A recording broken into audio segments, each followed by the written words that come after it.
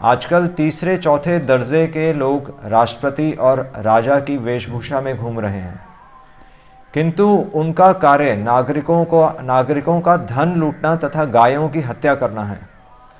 ऐसे हैं कलयुग के राजा, राजा के कपड़े परंतु अंदर से शूद्र, गो हत्या में बिल्कुल दक्ष, यानी कि एक्सपर्ट। गो हत्या और जो सरकार जो टैक्स लगा रही है उसके बारे में बात नहीं कर रहे हैं। श्रील प्रभुपाद यहाँ पर किसकी बात कर रहे हैं? हाँ हाँ, राजा की क्वालिटीज़ की बात कर रहे हैं, है ना। तो इम्पोर्टेंट क्या है हमें ये समझना, एक्चुअली राजा की क्वालिटीज़ यानी कि लीडरशिप क्वालिटीज़ की बात कर रहे हैं। तो आजकल लीडरशिप पे बहुत सारे सेमिनार्स होते हैं ना, और हर कोई अपने अपने क्षेत्र में लीडर तो है ही। कोई अपने घर में लीडर है, कोई स्कूल में लीडर है, कोई समाज में लीडर है। तो भगवान लीडरशिप के बारे में क्या कह रहे हैं? भगवान भी कुछ कह रहे हैं। अब श्रील प्रभुपाद ये जो कह रहे हैं कि आजकल तीसरे चौथे दर्जे के लोग राष्ट्रपति तथा राजा की वेशभूषा में घूम रहे हैं। तो भगवत गीता में भगवान लीडरशिप के बारे में क्या कह रहे हैं? और श्रील प्रभुपाद बहुत अच्छा उसका तात्पर्य भी लिख रहे हैं। तो लीडरशिप यानी कि आपको कैसा कर्म करना है, और कैसा कर्म करना है ये कौन सा अध्याय में होगा? कर्मयोग में। तो श्लोक आपका कर्मयोग से आएगा। तो तीसरे अध्याय का 21वां श्लोक बहुत फेमस श्लोक है। कौन सा श्लोक है? यद यद आचरति श्रेष्ठस्तत्तदेवतर जनाः स यत् प्रमाणम कुरुते लोकस्तद अनुवर्तते। तो बहुत फेमस श्लोक है, पर ये वास्तव में लीडरशिप का श्लोक है। और श्रील प्रभुपाद इसका अनुवाद में लिख रहे हैं, what ever action a great man performs यत यत आचरति, जैसा जैसा आचरण श्रेष्ठ लोग करेंगे। और यहाँ पर श्रील प्रभुपाद श्रेष्ठ का अनुवाद बहुत अच्छा कर रहे हैं। तो श्रेष्ठ मतलब हाँ, श्रेष्ठ मतलब बेस्ट। और यहाँ पर श्रेष्ठ की बात हो रही है, यानी कि लीडर की बात हो रही है। तो सिर्फ लीडर नहीं लिख रहे प्रभुपाद लिख रहे हैं यहाँ पर कुछ और भी। श्रेष्ठ लिख रहे हैं Prabhupada a respectable leader. Leader तो बहुत है सोसाइटी में, पर हम रिस्पेक्ट नहीं कर पा रहे उनकी। नहीं, वो पोजीशन पे तो बैठा है वो व्यक्ति, पर दिल से रिस्पेक्ट नहीं आ रही, क्योंकि हमें पता है कि परमात्मा उसको अलाउ नहीं कर रहे लीडर बनने के लिए। क्योंकि हम सबको पता चल जाता है ना कि कौन सा व्यक्ति जेन्युइन है। हम बोलते हैं ना कि नहीं वो चाहे जो भी हो वो व्यक्ति जेन्युइन है। तो इसी तरह हमें लीडर के बारे में हमें देखते ही पता चल जाता है।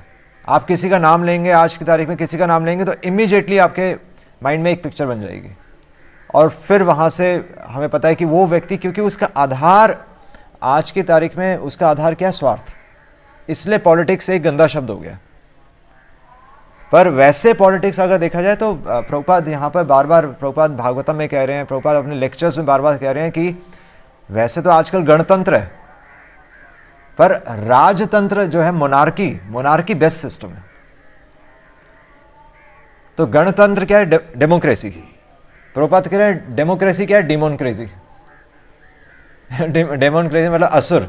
जब असुरों का जब समाज होता है तब डेमोक्रेसी होती है, क्योंकि हर एक को आपने इक्वल पावर दे दी। कोई कुछ भी उठ के कुछ भी बोल सकता है। और प्रभुपाद ये कह रहे हैं कि तो एक साधारण व्यक्ति कभी ये जज नहीं कर सकता कि हमारे देश का प्रधानमंत्री कौन बने। उसको क्या पता? उसको तो अगर उसको रोटी कपड़ा मकान मिल रहा है बस उसको वो चाहिए। वो उससे ऊपर नहीं सोच सकता। वो समाज का बेनिफिट नहीं सोच सकता, वो देश का बेनिफिट नहीं सोच सकता, वो पूरे विश्व का कल्याण नहीं सोच सकता। उसको तो अपना पेट पालना है बस।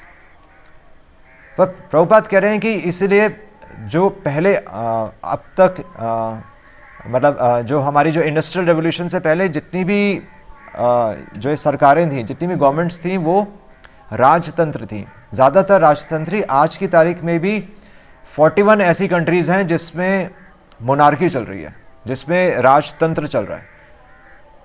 तो सिस्टम गलत नहीं था, बट उसको एक्सप्लॉइट किया गया। और पहले राज ऋषि होते थे, और अब क्या है? अब राजा की वेशभूषा में कोई और घूम रहा है। तो वो डिफरेंस आ गया।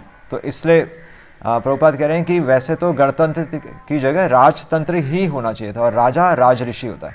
और राज ऋषि की क्वालिटीज़ क्या हैं, वो प्रभुपाद लिख रहे हैं कि सबसे पहली क्वालिटी क्या है कि वो रिस्पेक्टेबल होना चाहिए। अब वो रिस्पेक्ट कहाँ से आएगी? वो रिस्पेक्ट क्या कहते हैं? रिस्पेक्ट आप you do not demand respect but you command respect.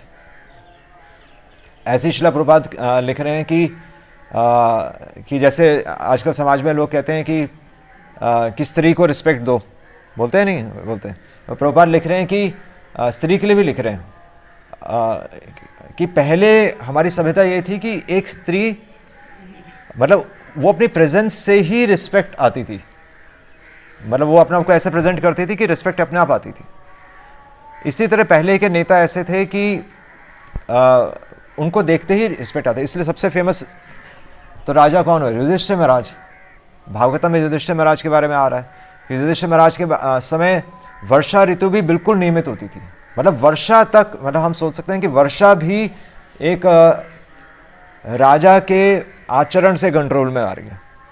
और प्रभुपाद ये भी लिख रहे हैं कि एक व्यक्ति अगर राजा सही है तो पूरा समाज सही है, और अगर नेता बेवकूफ़ है तो पूरा समाज गलत दिशा में जाएगा। तो बहुत अच्छा पॉइंट है। तो यहाँ पर इसलिए प्रभुपाद इसके तात्पर्य में बहुत अच्छा तात्पर्य लिख रहे हैं कि एक साधारण जो जनता है, they always require a leader. एक साधारण जनता को हमेशा एक नेता चाहिए ही चाहिए। Who can teach the public, जो पब्लिक को शिक्षा दे सके। कैसे? बाय प्रैक्टिकल बिहेवियर, अपने आचरण से शिक्षा देगा। मुंह जबानी तो हम बहुत सारे स्पीचेस दे सकते हैं, पर जब तक आचरण में आएगा वो रिस्पेक्ट हम नहीं दे पाएंगे उसको। तो आचरण से वो व्यक्ति सिखाता है। और इसलिए लिख रहे हैं कि a leader can not teach the public to stop smoking if he himself smokes. अगर वो खुद ही बीड़ी सिगरेट पी रहा है तो अगर वो खुद ही मतलब वो खुद ही करप्ट है तो फिर सोसाइटी करप्ट है। सारे मंत्री नीचे करप्ट होंगे क्योंकि पता है कि ऊपर बोलने वाला कोई नहीं है। ऐसे ही होता है। चैतन्य महाप्रभु ने भी ये बोला है कि आचार्य कौन होता है? जो अपने आचरण से प्रचार करता है, वो आचार्य है। तो हम ये सोचते हैं कि आचार्य कोई पद्धति है, कोई डिग्री लेकर हम आचार्य बन जाएंगे। नहीं, आजकल समाज में आचार्य, गोस्वामी, तो ये सब क्या, ये तो ब्रांड्स हैं, पर वास्तव में ये तो हमारा स्वभाव, मतलब ये हमारे स्वभाव में होना चाहिए। गोस्वामी यानी कि जिसकी इंद्रियां वश में, वो गोस्वामी है। ये थोड़ी कि जो गोस्वामी परिवार में पैदा हो गया वो गोस्वामी है। तो इसलिए कह रहे हैं कि, और इसलिए a teacher must follow the, हाँ, रूल्स कहाँ दिए हैं? रूल्स कहाँ दिए? स्क्रिप्चर्स में। इसलिए a teacher must follow the, शास्त्र को उसको फॉलो करना चाहिए। पर प्रभुपाद ये नहीं लिख रहे प्रभुपाद कुछ और लिख रहे हैं। क्या डिफरेंस है? A teacher should always follow the principles of shastras. शास्त्र को फॉलो करने बैठेंगे तो लड़ाइयाँ होंगी कि मेरे शास्त्र में तो ये लिखा है, आपके शास्त्र में ये लिखा है। अगर आप प्रिंसिपल और शास्त्र पकड़ लेंगे फिर नहीं लड़ाई होगी। प्रिंसिपल क्या है? भगवान से प्रेम करना। प्रिंसिपल क्या है? कि भगवान के बंदों से प्रेम करना। तो उसके आधार पर आप देख सकते हैं कि सारे धर्म एक ही दिशा में जा रहे हैं। अगर हम कहेंगे कि मेरा स्क्रिप्चर, फिर लड़ाइयाँ होंगी। मेरा स्क्रिप्चर ये कहता है, मेरा स्क्रिप्चर ये कहता है, मेरी बुक में ये लिखा हुआ है, मेरी लाल किताब में ये लिखा हुआ है, मेरी पीली किताब में ये लिखा है। तो ऐसा कुछ नहीं है। इसलिए प्रभुपाद के ट्रांसलेशंस जो मतलब पर्पस हैं बहुत बहुत बारीक हैं ये। और इसलिए यहाँ पर लिख रहे हैं to teach the common man. इसलिए साधारण व्यक्ति कभी शास्त्र को नहीं समझ सकता है। इसलिए शास्त्र में ऐसा लगता है कि विरोधाभास है, कि विरोधी चीज़ें लिखी, पर विरोधी चीज़ें नहीं लिखी। क्योंकि शास्त्र, प्रभुपाद फिर लिख रहे हैं कि भागवतम में लिख रहे हैं कि धर्म, तो महाजन की परिभाषा लिख रहे हैं। महाजन की परिभाषा फर्स्ट कैंटो में आ रहा है, जहाँ पर भीष्म पितामह की स्तुति है, वहाँ पर आ रहा है महाजन व्यक्ति कौन है। 12 महाजन हुए ना, प्रहलाद हो जन को, भीष्म। तो महाजन कौन है? महाजन है हु नोज धर्मा, जो धर्म जानता है। धर्मम भागवतम भटा, ये श्लोक ही आ रहा है कि वैसे तो विशुद्धम गुह्यम, कि ये तो बहुत गुह्य चीज़ है, धर्म कोई समझ नहीं सकता। महाजना येन गतः स पंथा, जैसे महाजनों ने समझाया वैसे समझ सकते हैं। और इसलिए महाजनों ने धर्म को कैसे समझा, ये कैसे है, जो शास्त्रों में लिखा हुआ है वो धर्म नहीं है, क्योंकि धर्म टाइम प्लेस एंड सर्कमस्टांस के अकॉर्डिंग चेंज होता है। और इसलिए हमें लाइव गुरु चाहिए होता है उसको जीने, उस धर्म को समझने के लिए, क्योंकि आज से 50 साल पहले जो धर्म था आज वो धर्म नहीं है, पॉसिबल ही नहीं है। तो पहले भक्ति सिद्धांत सरस्वती महाराज के समय सब 64 माला करते थे। आज की तारीख में अगर 64 माला बोले तो मैं अकेला यहाँ बैठा हूँगा, या मतलब मैं भी नहीं बैठा हूँगा, सिंपल मैं भी नहीं बैठा हूँगा, और क्या हम माला ही कर रहे होंगे बैठ के अंदर हम कहें टाइम ही नहीं है जी, और फिर ये मंदिर ही नहीं होता, फिर हम फिर कहाँ गंगा के किनारे कहीं बैठे होते। और सबसे बड़ी बात है कि हम गंगा के किनारे भी नहीं बैठे होते, हम घर में बैठे होते हमें निकालने वाला कौन था? तो भक्तों ने अपना समय दिया तभी तो हम बाहर निकले। तो समय देने के लिए आपको प्रैक्टिकली देखना पड़ेगा, जितना आप समय दे सकते हैं उसके। तो 16 माला प्रभुपाद ने कहा कि कम से कम आप 16 माला तो करो, ठीक है। तो इसलिए यहाँ पर क्या है कि and the teacher cannot manufacture rules, वो अपने रूल्स नहीं बना सकता जो कि शास्त्रों से विरुद्ध जा रहे हैं। तो ये भी एक इंपॉर्टेंट, इसलिए हमारे शास्त्रों में जो चीज़ दी हुई है वही धर्म है। उस धर्म को, हाँ, उस धर्म को कैसे समझा है महाजनों ने, कैसे आचार्यों ने समझा है, उनके जीवन से हम देख सकते हैं कि धर्म को कैसा समझा, तो वो हमें समझना है। और इसलिए the leaders teaching should be based on the principles of such standard शास्त्र, जो स्टैंडर्ड शास्त्र हैं तो उनके आधार पर हमें अपना जीवन जीना है। और one who desires to improve himself, अगर किसी को अपना जीवन आध्यात्मिक उन्नति करनी है तो स्पिरिचुअलिटी क्या है? वैसे स्पिरिचुअलिटी प्रभुपाद लिख रहे हैं कि it is a desire to improve. Spirituality ये नहीं कि हम इसको मानते हैं, हम उसको मानते हैं। स्पिरिचुअलिटी है, आध्यात्मिक जीवन क्या है कि हम मनुष्य बनना चाहते हैं। अभी क्या है, हम द्विपाद पशु, शास्त्र कह रहे हैं, शास्त्र कह रहे हैं हम 2 पैरों पे चलने वाले पशु हैं। क्यों पशु बोला गया है हमें? हाँ, हम शास्त्रों को फॉलो नहीं करते। हाँ, सिंपल है, सिंपल डेफिनेशन है, क्योंकि हम पेट के बारे में सोच रहे हैं और कुछ है ही नहीं।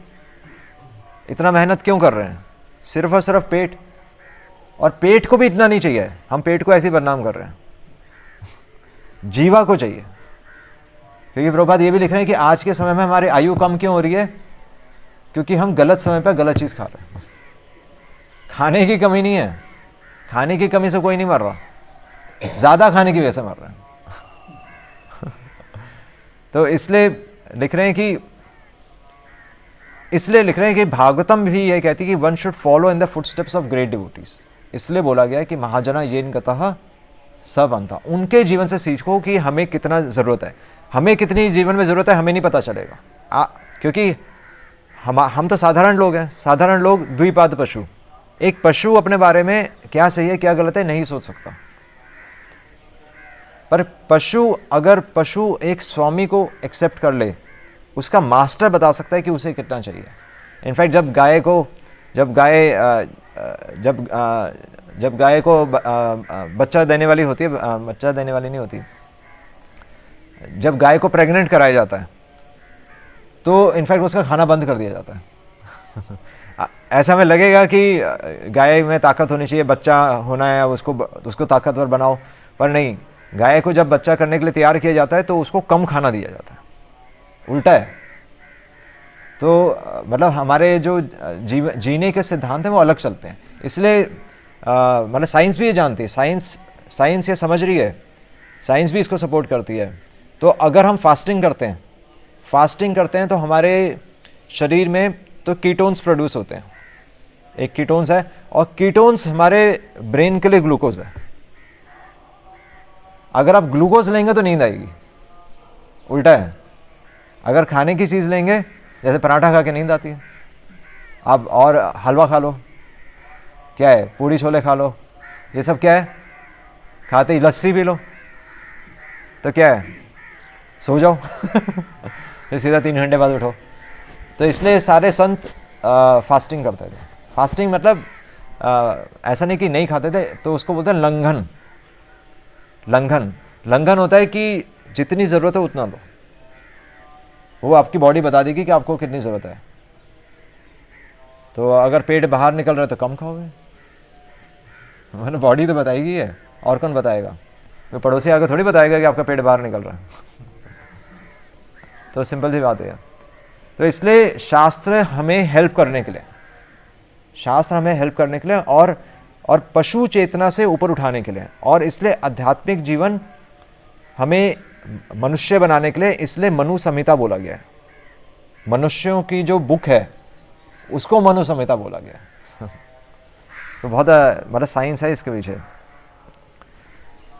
और इसलिए लिख रहे हैं द किंग, अगर राजा की बात करें, द किंग और executive head of the state, कौन? Prime minister. आप राजा की बात करो, प्राइम मिनिस्टर की बात करो, पिता की बात करो, फादर, स्कूल टीचर, कौन है स्कूल टीचर? यहाँ पर स्कूल टीचर्स भी है ना काफ़ी सारे। हम कपूरथला को ऐसी मतलब पहचानते हैं कि यहाँ पर ज़्यादातर स्कूल टीचर्स हैं। तभी हमने सोचा था यहाँ पर गुरुकुल खुलना चाहिए, ये सारे स्कूल टीचर्स हैं। they are considered the natural leaders of the innocent people। ये स्वाभाविक नेता हैं, ये अपनी अपनी जगह पे सब नेता हैं। और इनफैक्ट चैतन्य महाप्रभु भी ये कह रहे हैं कि अमार आज्ञा गुरु होए तार एक देश, मेरी आज्ञा से तुम गुरु बनो। और एक साधारण जनता को एक नेता की आवश्यकता है। और इससे भी ऊपर क्या है, इससे भी एक्चुअली हायर अंडरस्टैंडिंग क्या है कि अगर अब ये तो चलो हमें समझ में आ गया कि हमें हमें एक एग्जाम्पल, हमें एक एग्जाम्पल सेट करना है सोसाइटी को, यत यत आचरति श्रेष्ठः। तो अगर आप प्रैक्टिकल एग्जाम्पल देखें तो एक राजा की बात हो रही है, या फिर एक अगर leader of the state, prime minister की बात करें अगर, तो आप बताइए कि तो नरेंद्र मोदी तो बीजेपी से है, कांग्रेस से?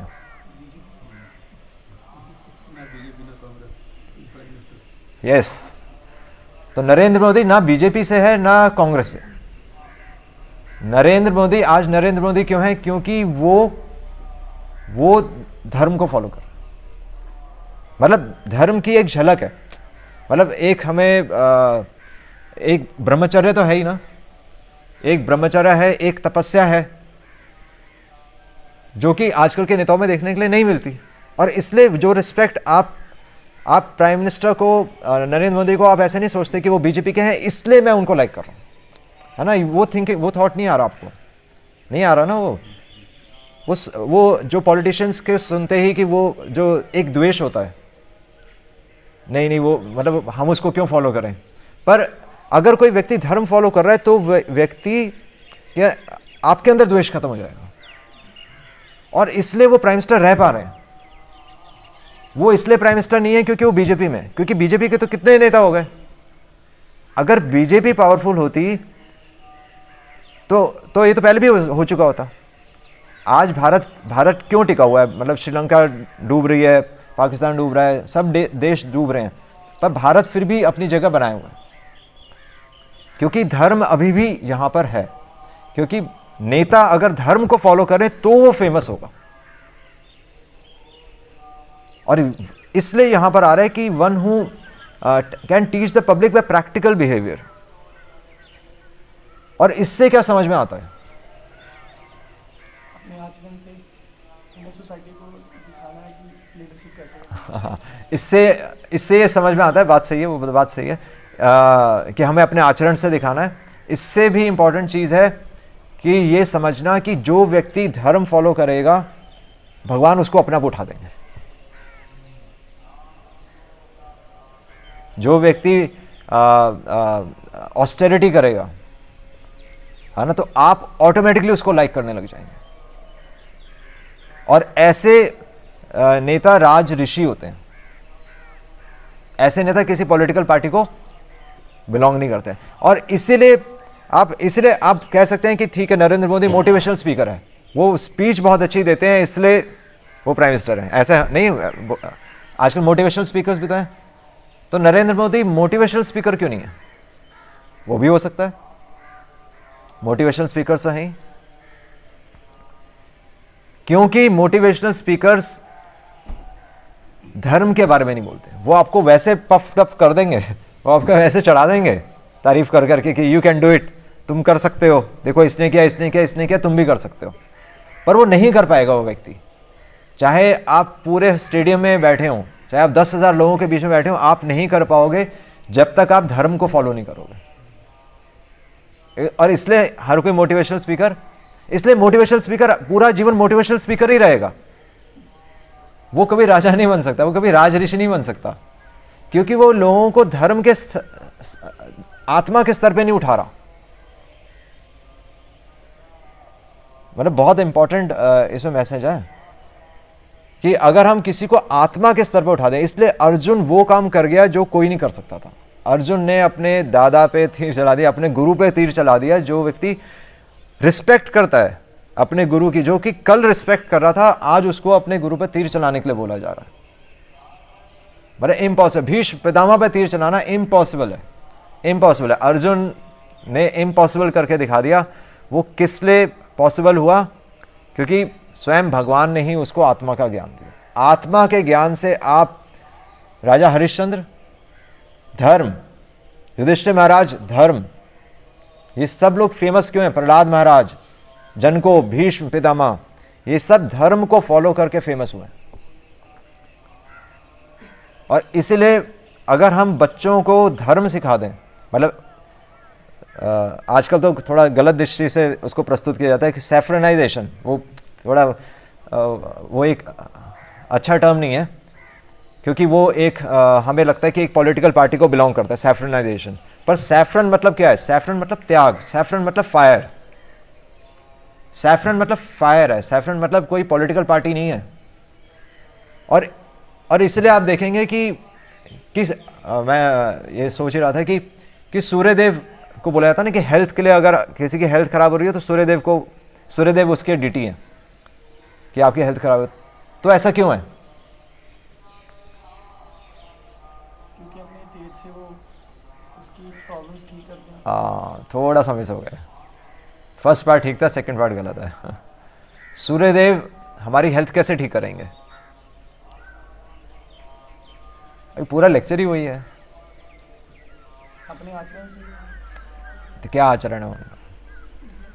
हाँ, उनका एक ही तो वर्ड आज, धर्म यही है कि धर्म। धर्म क्या कहता है? धर्म कहता है शुद्धता। सूर्यदेव हमें तपा रहे हैं, यानी कि सूर्यदेव के अंदर जो तप है, उस तप से आपकी बीमारी ठीक होगी। वो तप एक्सटर्नल तप नहीं है।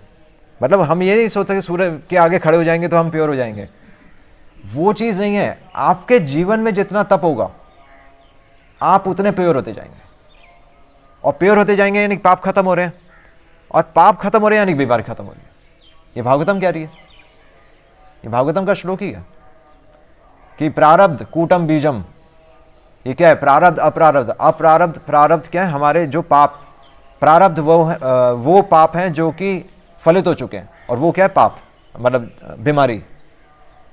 जो लंबे समय से हमें बीमारी चली वो पाप है हमारे, और भक्ति करने से वो पाप सारे प्रारब्ध अप्रारब्ध कूट बीज सब तरह के पाप खत्म हो जाते हैं। तो सिंपल सी बात यह है कि सूरज के अंदर जो तप है, जो, और तप यानी कि जो, अगर हमारे जीवन में तपस्या होगी, वो तपस्या कहाँ से आएगी? धर्म से आएगी। अगर कोई व्यक्ति धर्म पालन कर गया तो वो सबसे हेल्दी होगा। हेल्दी मतलब शरीर को चाहे कुछ भी हो रहा हो, वो कैंसर में भी हमसे तेज भागेगा। उसको, मतलब उसको ये सब चीज़ें नहीं मायने नहीं रखेंगी। वो जीवन मुक्त है, स उच्चते, वो जीते जी मुक्त है। तो इसलिए यहाँ पर ये बता रहे हैं कि यद यद आचरति श्रेष्ठ तत्तद एवतर जनाः। एक साधारण व्यक्ति को एक लीडर चाहिए, और इसलिए हमें कोई मोटिवेशनल स्पीकर नहीं चाहिए, हमें राज ऋषि चाहिए। जो राज ऋषि अपने प्रैक्टिकल एग्जाम्पल से हमें उठा सकें, है ना। और इस चीज़ को भगवत गीता इसी प्लेटफॉर्म पे हमें उठा रही है, ये भगवत गीता। तो भगवत गीता से हमें कोई बिजनेस करना सीखना है, ये नहीं निकालना। टाइम मैनेजमेंट ये भी नहीं सीखना, और क्या क्या बताते हैं, कर्म योग, कि कर्म करो फल की चिंता ना करो। ये क्या है? हाँ, तो एक चीज़ ज़रूर है कि कर्म करो फल की चिंता ना करो, तो इसका आधार क्या है कि निस्वार्थ। एक्चुअली तो नरेंद्र मोदी में हमें क्या चीज़ अच्छी लग रही है? उनकी तपस्या भी नहीं, या उनका ब्रह्मचर्य भी नहीं। ये ब्रह्मचारी तो बहुत होते हैं। क्या चीज़ अट्रैक्ट क्या कर रही है? अट्रैक्ट कर रही है निस्वार्थता। स्वार्थ नहीं है। वो कहां से आ रहा है? वो फिर धर्म से आ रहा है। जब तक हम धर्म फॉलो नहीं कर रहे, यानी कि व्यक्ति स्वार्थी है, और जो व्यक्ति स्वार्थी है वो कभी भी नेता नहीं बन सकता। नेता बन जाएगा पर रिस्पेक्टेबल नेता नहीं बनेगा। आप खींचातानी करके, आप लॉबिंग करके आप बन सकते हो नेता, पर अच्छे नेता नहीं बनेंगे। मतलब लोग याद नहीं रखेंगे। लोग याद किसको रखेंगे? प्रहलादो, जनको, भीष्म, बलि महाराज, जो कि असुर थे। प्रहलाद महाराज भी असुर थे। असुर मतलब असुर के परिवार में थे, असुर नहीं थे। बलि महाराज को भगवान का शुद्ध भक्त, आत्मनिवेदन, तो यमराज, तो ये सब भगवान के शुद्ध भक्त हैं, जिनको हम आज भी रिस्पेक्ट से याद करते हैं। तो ये नेता है, ऐसे हमारे नेता होंगे। इसलिए भगवत गीता बिल्कुल प्रैक्टिकल बुक है। ये चीज़ हम अपने परिवार में, अपने बच्चों में उतार सकते हैं। अगर वो निस्वार्थता का गुण आ जाए तो बच्चा फेमस हो जाएगा। मतलब बच्चा फेमस तो क्या करना उसको तो बच्चा एक उसका जीवन सफल हो जाएगा, हम ये कह सकते हैं। हमें फेमस नहीं होना, हमें तो अपना मनुष्य बनना है। सबसे पहले तो हमें मनुष्य बनना है। और यहाँ पर यही कह रहे हैं कि and whatever standards he sets by exemplary acts all the world pursues. तब साधारण लोग उसको प्राइम मिनिस्टर की पोस्ट पे रखेंगे, वो प्राइम मिनिस्टर बनेगा। तो बहुत अच्छा ये स्टेटमेंट है यहाँ पर। ऑटोमेटिकली फिर वहाँ पर गो हत्या और ये सब चीज़ें नहीं होंगी ऑटोमेटिकली, क्योंकि शिला प्रभुपाद कह रहे हैं कि गो हत्या की गौ हमारी माता है। क्योंकि हमारे समाज का आर्थिक, जो हमारे आर्थिक व्यवस्था है, जो हमारी बेसिक नेसेसिटी है कि जो दूध और जो लैंड, ये आर्थिक जो हमारे जीवन की ज़रूरत है, वो गाय से आ रही है। तो सिंपल सी चीज़ है कि इसलिए गोहत्या नहीं करनी चाहिए। ऐसा नहीं कि हमारी किताबों में लिखा है इसलिए गोहत्या नहीं करनी है। सिंपल, गाय हमारी माता है तो उसकी हत्या नहीं करना चाहिए, उसमें क्या मुश्किल है? और उसका आधार कहाँ से आ रहा है? ये शास्त्रों से आ रहा है। और ये भगवत गीता बता रही है कि आज भी हमारे जीवन में ये एप्लीकेबल है, इसको हम अप्लाई कर सकते हैं। हरे कृष्ण। शिला प्रभुपाद की जय। फिर मोनोपोली नहीं हो जाएगी एक फैमिली में, जैसे प्रभुपाद जी बोल रहे हैं कि तभी तो राज ऋषि बोला गया है। तो आपको बुरा लग रहा है कि ये तो पांडु महाराज के पुत्र कौन थे? युधिष्ठिर महाराज को राजा बना दिया गया, ये तो गलत था, क्योंकि एक ही परिवार में थे। या आप कहेंगे कि परीक्षित महाराज आ रहे हैं, परीक्षित महाराज क्यों बन गए भाई राजा? आपको बुरा नहीं लग रहा? क्योंकि वो राजऋषि थे, वो स्वाभाविक था कि वो जनरेशन्स में उनका वो चीज़ चलती आ रही है। तो आधार क्या है? वही मैं बता रहा हूँ, आधार धर्म है। और स्वाभाविक से एक संतान उस परिवार में ऑटोमेटिकली जन्म लेगी जिस परिवार में वो चीज़ फॉलो हो रही है, मतलब धर्म फॉलो हो रहा है।